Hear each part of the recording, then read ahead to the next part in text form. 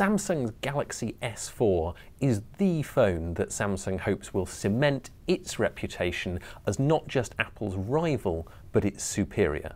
I'm going to highlight 3 big features that Samsung think make this phone infinitely more capable than any of its rivals. Now, the first and most obvious thing is also the most controversial. The design of this phone, made entirely of plastic, an enormous 5-inch screen that crammed into a body that is actually slightly smaller than the S3, its predecessor. Now, some critics suggest that being made of plastic makes it fundamentally inferior to rivals like the HTC One and the iPhone 5. They say it just doesn't feel like a really premium product. And if you buy one of these outright, you're looking at well over £500. So that is a criticism.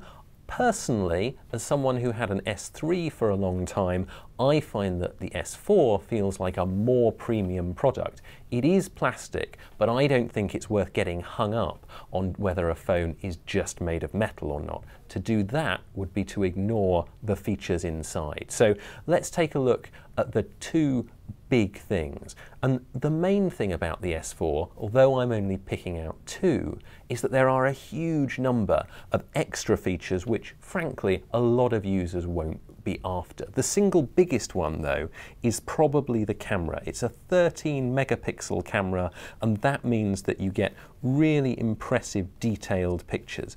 Is it as good as the HTC One's camera?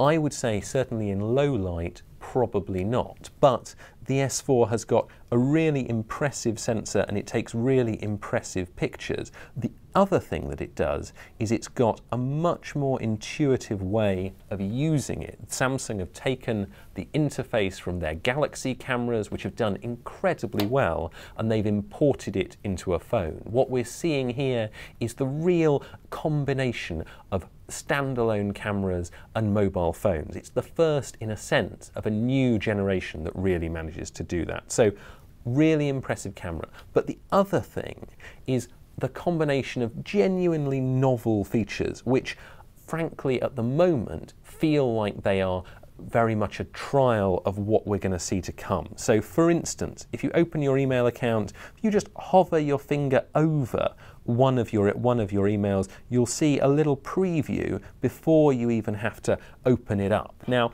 that's really useful, but you do have to get your finger in exactly the right place. So that's a slightly peculiar way of doing things, and it's a hard thing to get used to.